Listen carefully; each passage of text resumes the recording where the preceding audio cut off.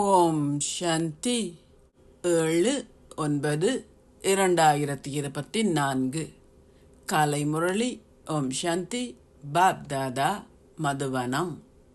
சாராம்சம்: இனிய குழந்தைகளே, உங்கள் ஞானமாகிய மூன்றாவது கண் எப்பொழுதும் திறந்திருப்பின் உங்களுக்கு சந்தோஷத்தினால் புல்லரிப்பு ஏற்படுவதுடன் உங்கள் சந்தோஷ பாதரசமும் எப்பொழுதும் உயர்ந்திருக்கும்.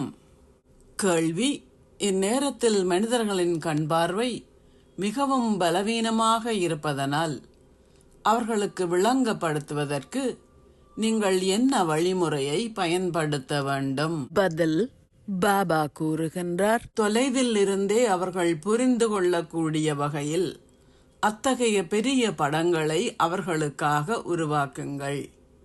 இப்பூகோளத்தின் படம், அதாவது உலக சக்கரம், மிகவும் பெரியதாக இருக்க வேண்டும்.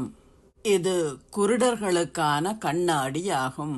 மீண்டும் கேள்வி: முழு உலகையும் சுத்தம் செய்வதற்கு யார் உங்கள் உதவியாளர்கள் ஆகுவார்கள்? பதில்: இயற்கை அனர்த்தங்களே உங்கள் உதவியாளர்கள் ஆகுவார்கள். இந்த எல்லையற்ற உலகை சுத்தம் செய்வதற்கு நிச்சயமாக உங்களுக்கு உதவியாளர்கள் தேவைப்படுகின்றார்கள். ஓம் சாந்தி. தாரணைக்கான சாராம்சம்: 1. தந்தை உங்களுக்கு கற்பிப்பதை பயிற்சியில் இடுங்கள். அதை வெறுமனே கடதாசியில் குறித்து கொள்ளாதீர்கள். விநாசம் இடம்பெறுவதற்கு முன்னர் பந்தன வாழ்வில் இருந்து ஜீவன் முக்தி அந்தஸ்தை அடையுங்கள். 2. ஓர் அழியக்கூடிய வருமானத்தை துரத்தி செல்வதில் பெருமளவு நேரத்தை வீணாக்காதீர்கள். ஏனெனில் அவை அனைத்தும் மண்ணோடு மண்ணாக போகின்றது.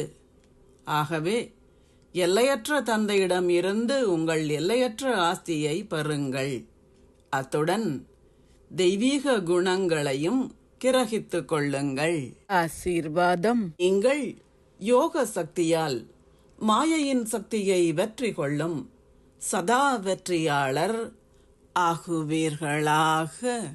யோக சக்தியும் இந்த ஞான சக்தியுமே அதி மேன்மையான சக்திகளாகும். விஞ்ஞான சக்தியானது ஒளியை ஏற்படுத்தி இருளை நீங்கள் வெற்றி கொள்ள உங்களுக்கு உதவுவதை போன்று யோக சக்தியானது எக்காலத்திற்குமாக நீங்கள் மாயையின் சக்தியை வெல்வதற்கு உங்களுக்கு உதவுகின்றது. யோக சக்தியானது மிக மேன்மையானது. யோக சக்தியுடன் ஒப்பிடும்போது மாயையின் சக்தி எதுவுமே அற்றது. யோக சக்தியை கொண்டுள்ள ஆத்மாக்களை அவர்களின் கனவுகளிலேனும் மாயையால் தோற்கடிக்க முடியாது. அவர்களின் கனவுகளிலேனும் எந்தவிதமான பலவீனமும் இருக்க முடியாது. சதா உங்களின் நெற்றியில் அத்தகைய வெற்றி திலகம் உள்ளது.